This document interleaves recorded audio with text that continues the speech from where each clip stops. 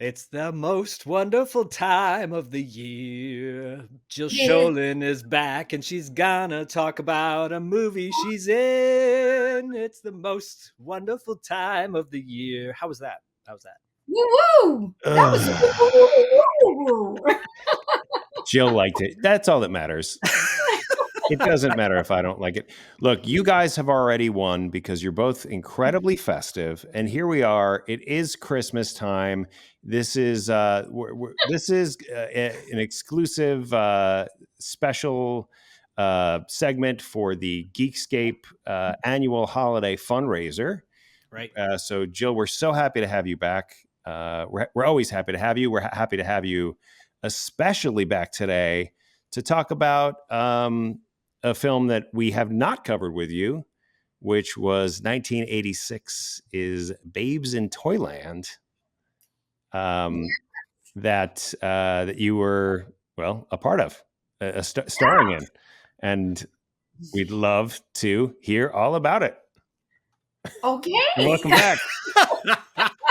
And yes, and I'm sorry that I'm not festive. I'm turning into a little child thinking about Toyland. I know when you logged on with us and I noticed you were wearing that pink sweater, it flashed me back to the opening of the movie when you're wearing that pink raincoat. Yes, I do.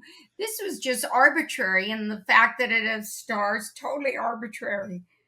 Well, you're a star, and we're happy to have our star back on the show. Wait, when you say arbitrary, meaning like there's no. It was the only thought was into it. I was like, I wish I had slept more this week. Let's take the attention away from the wrinkles in the bags. No. You look amazing, and so you were just saying that there was no seasonal Christmassy intent, but not only. I only got pink, but then all of a sudden when Zach is doing this with the shirt, I'm like, oh, look at that, stars. Yeah. Right, Zach has the Never-Ending Story, the Falcor exclusive, an amazing print. Is that by an 8-bit artist? Is that an 8-bit? It was somebody in China probably made it, and it's so hot. I know it's wintertime, but I'm like roasting in this thing right now. It's made out of polyester. It looks cool, but child labor, probably. Yeah. But the time and effort someone put into this thing is pretty fantastic. But I'm all about festive times, and it is great because it has this sense of like waking up on Christmas morning in your pajamas, like on the top half. Yeah, it does. And then you realize I'm wearing skinny jeans on the bottom half. So. Well, right, but no, but I mean, but then there's just so much going on, Never-Ending Story wise, which is great. It's a never-ending sweater. People could just look and gaze. Yes, not enough. And then cool. There you go. And then Jill, for you, right? I'll take it. Exactly, Jill. I just wanted to comment. I think that the Rich Girl poster looks amazing behind you. The fact that it matches the sweater is a bonus. But yes. But I shared with you guys. What? Yeah. Well, I think you should keep it up. I just think you should keep it up. Oh no! So for anybody watching, listening to this, I said that my fiance, I came home after I had made a move when I moved in with him, and the glass had been broken, and he put it up on the wall. He surprised me. I was out of town. I came back. He thought it'd be a wonderful surprise. I was like, But it was so sweet of him. He's just so, so kind and sweet that it's, hard to rip it off the wall for him. Did he listen to your interview that you did with us or watch the interview? Yeah, I don't know. I don't think so. Okay. He's the one that makes me aware of things. He'll say, oh, look at this new thing that came out, or oh, look at this. And so he's much more aware of that type of thing, but we haven't talked about it, and I'm very sorry. Don't be mad at me for saying that. It's been very full. Last night, a bear broke into our second home. Oh. Christmas. So, well, first of all, before we talk more about Babes, I just want to say, we've had Jill on the show, well, including her appearance on our fundraiser as well. But oftentimes things happen in your life and scheduling can be tough. And we want to thank you for coming on and making time for us, because obviously we love your work and we're a fan of who you are as a person, not just what you do on screen. And it's an honor to have you back on the show. For those listening and watching at this point, when this airs, Jill might be doing another thing with us in Los Angeles, but we'll talk about that another time. Well, that'll have already aired. That'll have already happened. So that was the greatest thing we ever did with you. So that thing that we did with you at LA Comic-Con was amazing. But I was watching Babes in Toyland the other night, and it's got a star-studded cast. Yes. It really does. It was a made-for-TV movie, right? Was that what was? Yes, I think technically, if anybody cares about technical terms at the time, I think they do. It was a miniseries, because remember, TV movies were so popular then. Everything was classified. This is a series. There were miniseries, not limited series, the way they call them now. And I think anything television-wise that was over 2 hours had to be considered a miniseries. So technically, it was a miniseries. It was 3 hours. Yes, which would account for the slowness among other things. Well, someone had the wise idea to condense it, cut it down to like 90 minutes, basically, and release it. It was always. I apologize for jumping in on that. No. It was always, that was the design. For America, it was for the US, it was on television. But for the worldwide market, we always knew from before we shot a day of footage that they would be releasing it as a feature. Okay. And it would be a more condensed version.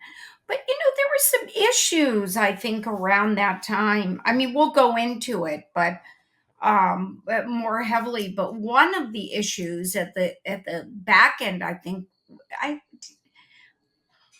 Orion was behind it, and yeah, they were having some financial issues because they went bankrupt not long after that.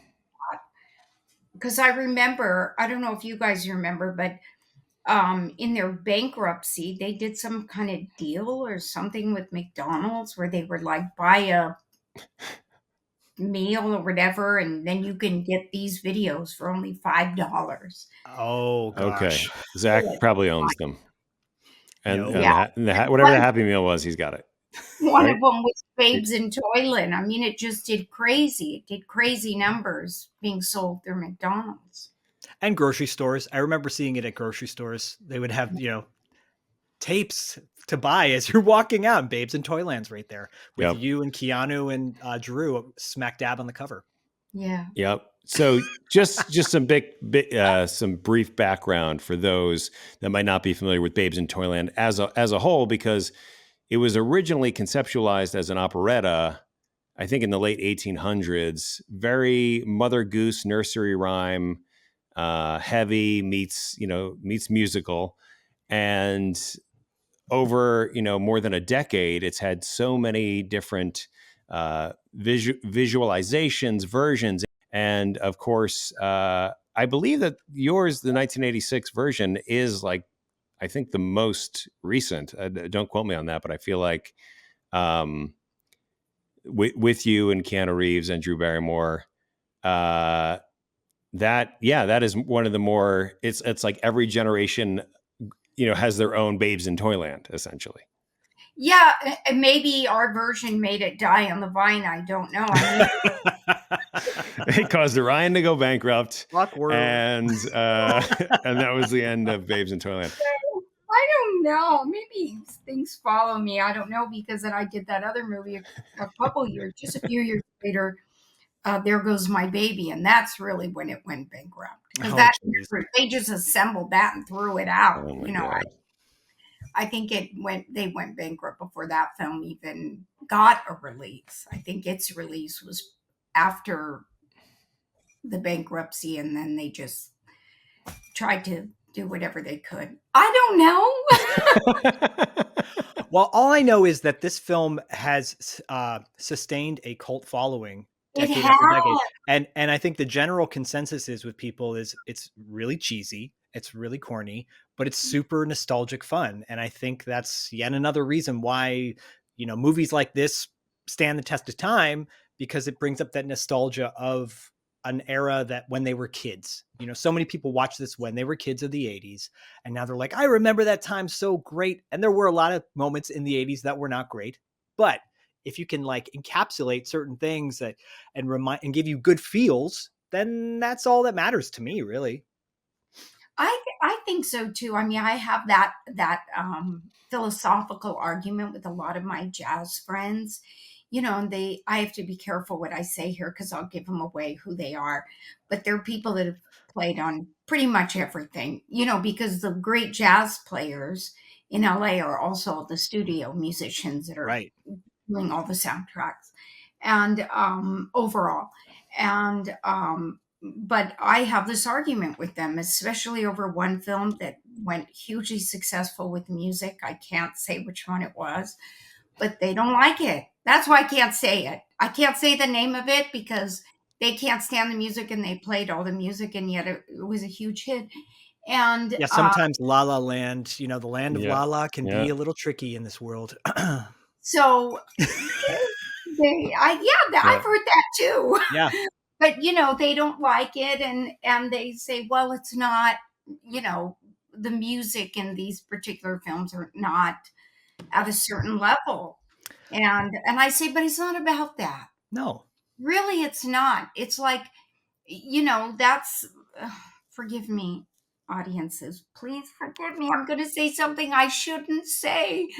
But I think when we approach things from such a point of view as an artist that I'm untouchable, right? If it's not done to reach people and to touch people's hearts and make people feel good, then your experience of an artist of doing it may be a little wankish.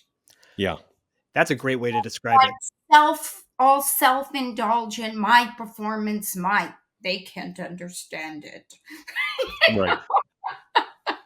You're flashing me back to this time when I was in a band with a bunch of guys who were really talented, and everyone brought a song to cover to the table, and I would bring certain songs and they were like, oh, I don't want to do that song. And I'm like, it's how you make it. It's what you bring to the table. It's the nostalgia people feel. If it's I'm sorry, they were song, bad songs, Zach. They were really bad songs, and it was Train, and we you did have it. to live with that.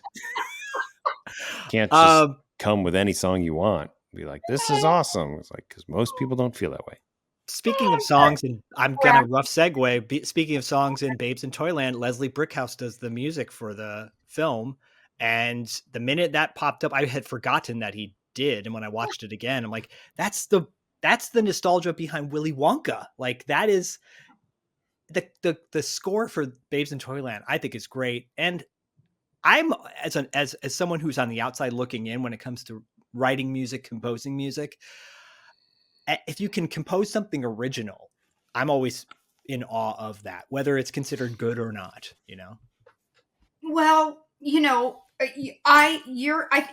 our experience of the music may be different, but I'm right on board with you about Leslie Bricusse, and that was one of the reasons I wanted to do the film. They were going to let me sing, and I did sing. I sang very poorly in it because no, I did. And none of my singing is in the film, but I mean, it is, but it isn't. The shortened version, the one that everybody sees on the DVD, whatever. The Cincinnati?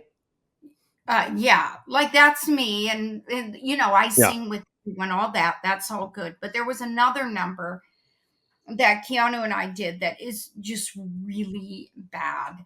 And the day I sang it, I couldn't sing. I was like, we had traveled right when we came over, because we flew first. We had to go to England for a couple of days for wardrobe fittings, and then we flew on to Munich, Germany. And the first thing they wanted to do were the pre-records. Okay. Well, I was sick. I had no voice, and they were like, Don't worry about it. This is just for the playback. Was Oh it boy. just for the playback? Oh no. No, it wasn't. So you just sit there and you mock it down, Right. and Mm-hmm.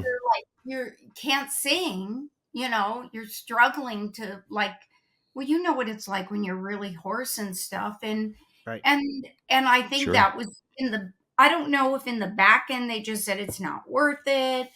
They were cutting that song anyway. It was only in the American version on TV for the one night it aired, that Keanu piece with Keanu in the jail. Have you seen it? Do you know what I'm talking about? Oh yeah. Yeah. Yeah, it's pretty bad. And I'm mortified, as somebody that does sing and writes and, that's out there in the world. I'm mortified. Yeah, because They it's did nothing. They did nothing to say, oh, let's redo it. They just slapped it on out there. And so that was kind of shocking. And you did not know that until you saw it? You're saying? I thought we'd be redoing it. Right. Yeah. Like waiting for the call. And when we at that, yes. And at that time in my career, first of all, at that time in my life, when I finished a movie, you move on mentally. Right. I wasn't thinking with the same type of brain Of course. that I would now, where I would be if I did a movie like that and I did a pre-record. First of all, I might ask to do it differently because I like the raw sound, but like how they shot, how they did Les Mis, Yeah. where they shot the performances, and I love that. There's something about that that's so wonderful. Yeah. And then if the voice does something unique, cracks or does something that's off, it's because of what's happening, and it's tied. The vocal then is tied to what's going on organically. And so it's a different experience of a performance. And so anyway, I would just have eyes on that now. If but I'm not doing that kind of thing now, so it's easy for me to say. But I was mortified about that piece. I'm not mortified with the fact that you that I want to focus on the Cincinnati song you guys sang. I come from C-I-N-C-I-N-N-A-T-I, Cincinnati, the best town in Ohio, USA. At first they called it Cincy, but since Cincy is so natty, they named it Cincinnati, so they say. Hey, now the girls are pretty in this gritty little city. The fellers are the feistiest I've seen. And when it comes to ball teams, the Reds and the Bengals mall They teams. knock the socks off all teams on the grid. I mean, true argues indefensible. The facts are common sensible. Since Cincy is invincible.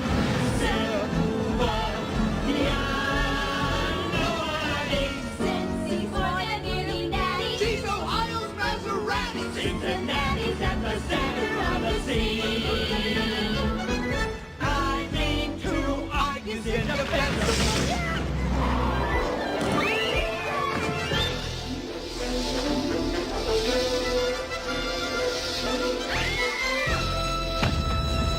That's a fun one.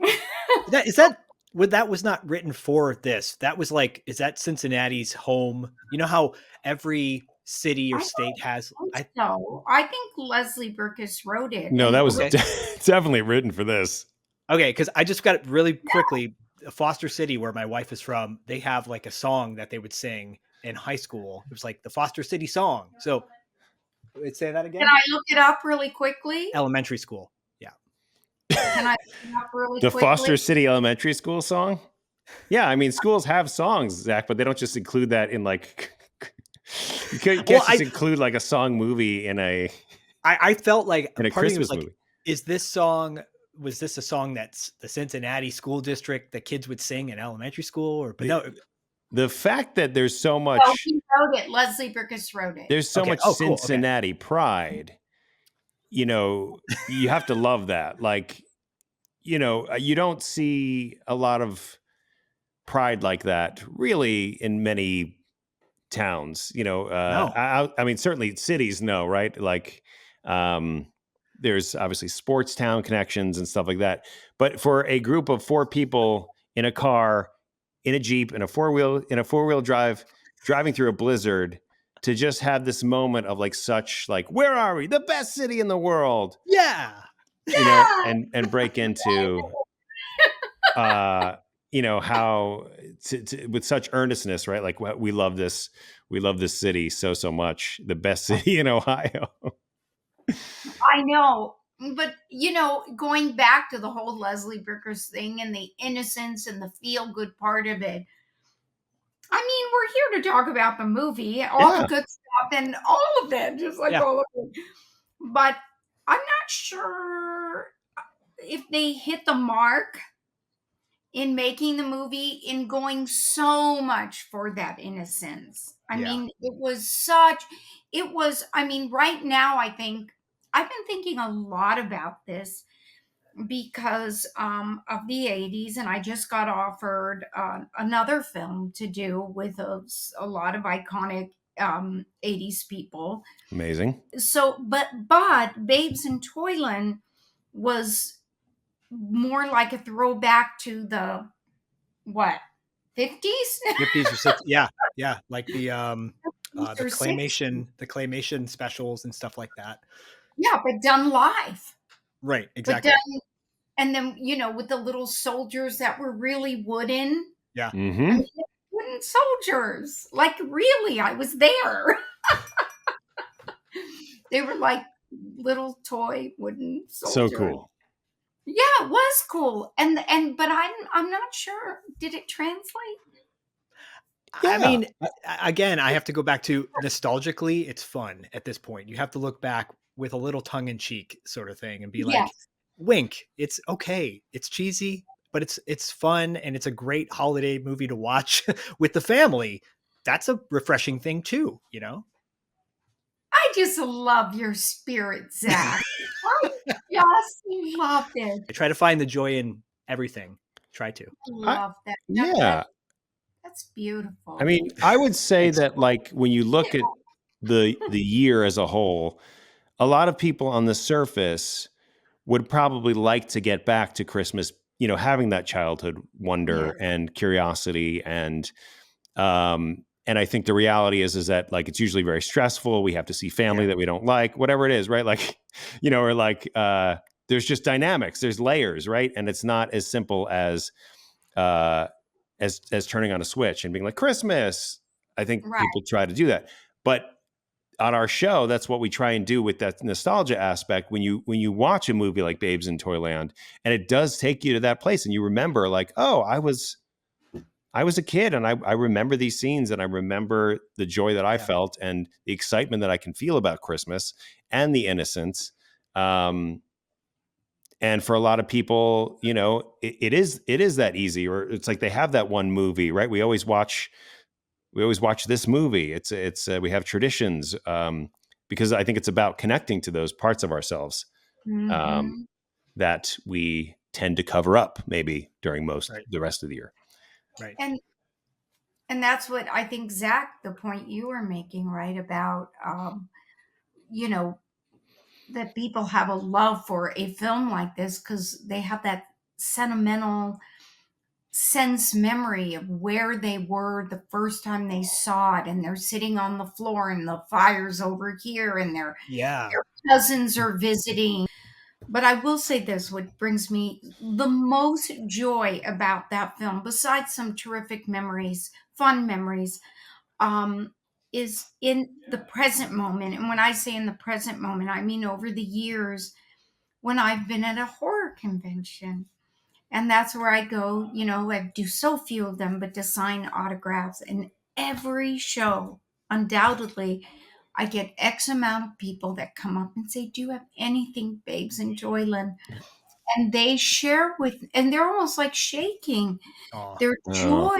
Yes. Babes in Toyland. And that's the very thing they talk about, their memories. I remember it's a time when people put their best foot forward. Many people, because they get into the spirit of Christmas. And you don't have to be Christian. It's No. not, that for Christians, it has the meaning of the birth of Christ. But I think the spirit of all of that, what emanates out of it for people that are non-Christians or non-believers of all sorts, it still connects us to something greater than ourselves. That's very life affirming. Yeah. Yeah. I don't think whether it's Christmas or Kwanzaa or, Diwali or, other festivals and celebrations that are, that go on around this time of year, it's what matters is can you find the joy in that and take yourself out of whatever situation you're in at that time. And hopefully people can, not everybody does. You're right. This is a really hard time for a lot of people. But you can either be your character in Babes in Toyland, or you could be Richard Mulligan's curmudgeon toy store owner who is hitting on you 24/7. And it's, and at that moment, by the way, that moment in the movie, it's in the first like 10 minutes or so. I thought, the 80s, when you could be totally creepy on somebody and there were really no repercussions other than getting a bunch of bouncy balls dropped on top of your head. Even on Christmas, my first thought was, I was like, it's cutting class all over again. Like, Jill can't avoid it. You can't avoid old lecherous men. Like, this Roddy is McDowell and this now is wrong. Richard Mulligan. Yeah. That's so funny. Every character in cutting class. It's so funny. I think it's true. I think in at that time you could get away with things. I'm not, because she was young. They played her like 18, but she they come across more like 16, I think. But I think so too. They were 18. Yes. They were, they played Jack Nimble as, taking over his father's thing, but they were clearly very, very young. Yeah. More on the kid's side than the adult side. I mean, she lived at home in the shoe with her mother and little Bo Peep. Right. Right. The quick synopsis would be that you and Drew Barrymore are sisters. You're her older sister, Mary, in the real world. Yes. Your boyfriend is Keanu Reeves, Jack, and then Drew has an accident. Her character of Lisa gets knocked out, goes to Toyland, where of course everyone that she knows in the real world is now a Mother Goose Fable character in Toyland. And she always has everyone's best interest in heart, but she has lost sight of that connection that we're kind of talking about here, that connection to her child. Being a child. She was forced to grow up way too fast. Yeah. Forced to grow up way too fast. Or she took that on, because it doesn't really seem like anyone in the movie was pushing her to be a grown-up. No. Kind of had that natural, and it's like the mom, the sister, everyone's like, okay, calm down with that. Yeah. But I mean, it is, I mean, that part of the story, I mean, how true is that for young people? I mean, think about it. That was in the 80s. Look where it's now. Yeah. It's like, 9 and 10-year-olds are trying to be adults. Yeah. Yeah. Yeah. Not little 12-year-olds. So it's like, that path keeps getting expanded. So that's a beautiful part of, obviously, in message of the film is, going back, remembering the child in you. I mean, it's true though. It could be as simple as like, an aspiration, a buzzword, a smell, a song. I think music does it a lot for me. Music can just bring me back pretty quickly. Yes. And really, that's what we're really talking about, right? The child is just that they're so innocent and they're so connected to the other side in the good way. Like I've thought, I know I'm going to sound like a total freak of nature right now that I think about these things. It's like, this is what you spend your time thinking about, Jill. But I do. But I think about, the way a baby moves like in tandem, right? The Right. legs, arms. It doesn't go, mom. It Yeah. doesn't do that yet. It takes Right. 12 months, 18 months, Right. 24 months. Right. And this is really ego, right? This is, oh, that's my hand. That's my elbow. That's my foot. This is my Right. leg. But his little babies, the reason I think these are the weird things I think about, they move in tandem is they're so connected to oneness. They're so still connected to the other side where ego hasn't infiltrated the system yet. I mean, Right. it's part of the human life process, I think, Yeah. that's our challenge in life, Yep.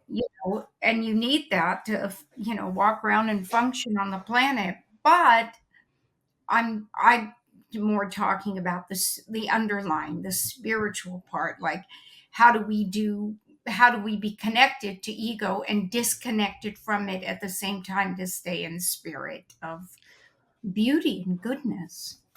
That's a really good question. And I think one that should definitely be thought about and considered because, there is one side of ego that is not a negative, and then there's another side that is. Yeah. And there's a fine line in between there, and finding it and connecting with that child, whether it's a toddler or whether you're 7 at the time, going back to that place Yeah. and finding the simple pleasure, not in, I got to make X amount of dollars to find joy, or I got to, buy X amount of things to find joy. Maybe all we need in life is a little red sled that we fall out of in a Jeep and bang our head on a redwood tree. And sing Cincinnati right before it. By the way, I was like, in reality, she's probably dead when she fell out of that Jeep. Oh, see, he does have some dark qualities. I He mean, just come on. masks them. She didn't have a helmet. She had no helmet on. She had, sorry, Oh, I don't mean to go there, but In- that's the horror side. In of the me, I guess. 80s, kids were much more durable.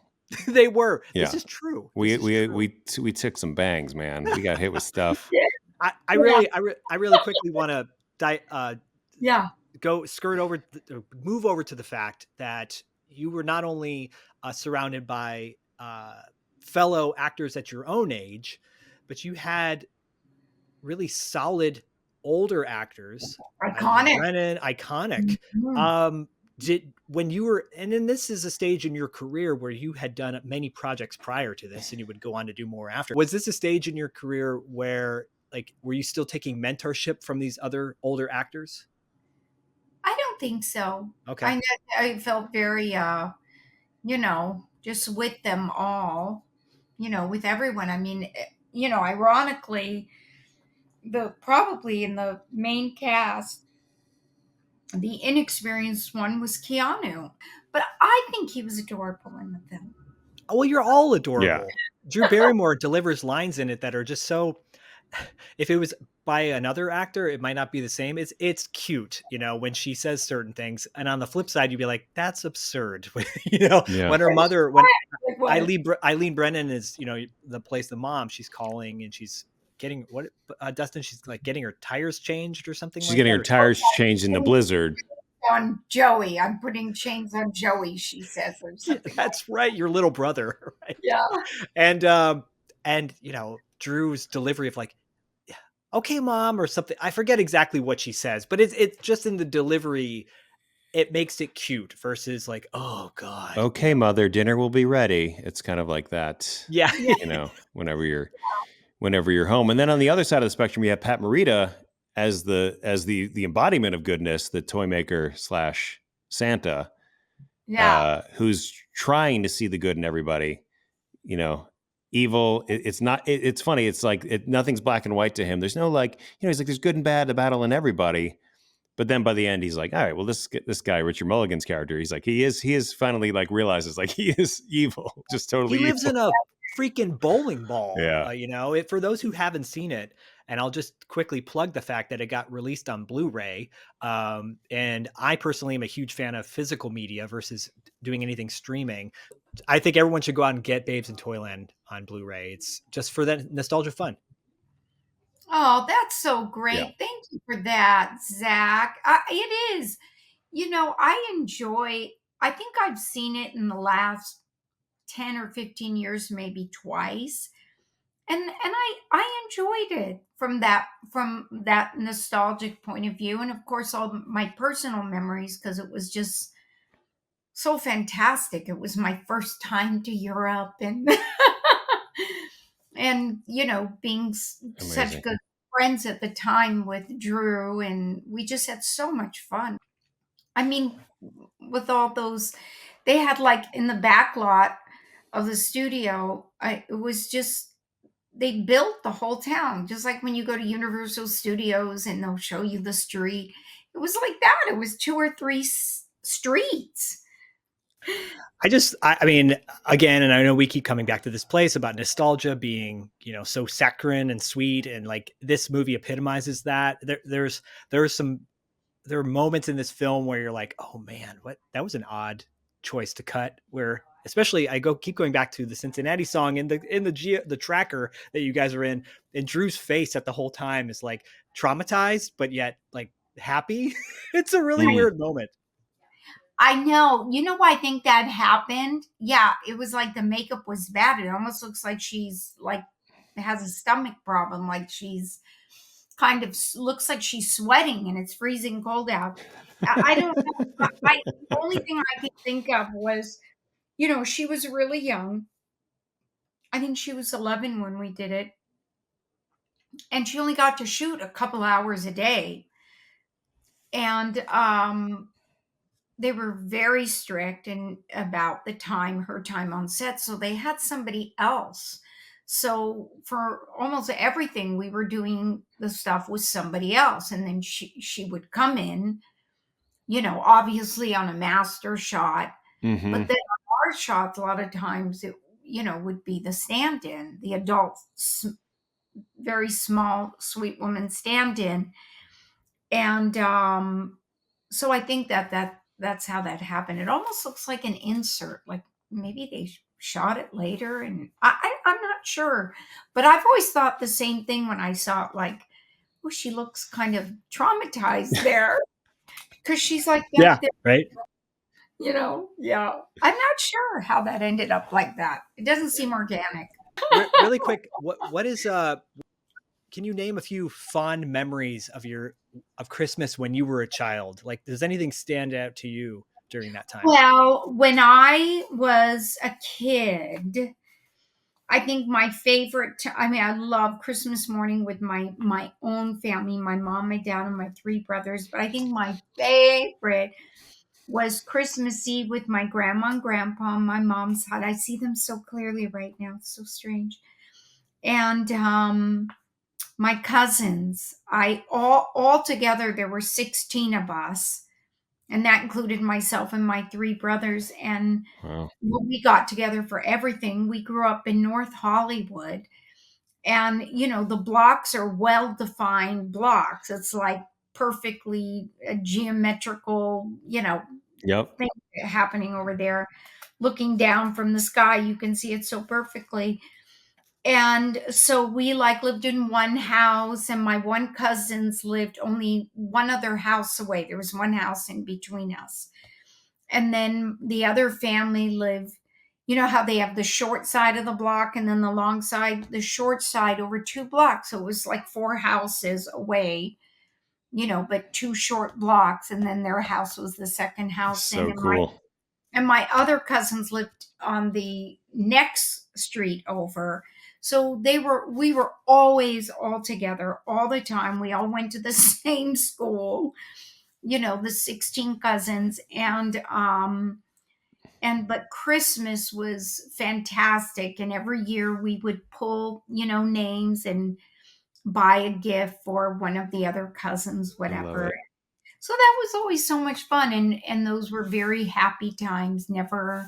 No fighting, nothing like that. Just pure joy, the way that you imagine. Well, as we start to wrap this up, and everybody that's been listening, obviously, hopefully has the nostalgic feels. Is there anything that you can talk about that you're working on right now that might be upcoming, or is it all kind of under the radar? Can't talk about it yet. Hush, hush. NDA. It is. There are some things still under the radar, but hopefully soon I'm going to be able to say stuff. You have to be respectful, and also you're Of contractually course. obligated to be respectful. But I would be respectful anyway. Without a contract, somebody saying, "Please don't talk about this." What I can say, which is so exciting for me, but I'm scared too. I must say I'm frightened because it feels all brand new, even though it's not. And that's that, I have done these couple of films after taking a 29-year break. Amazing.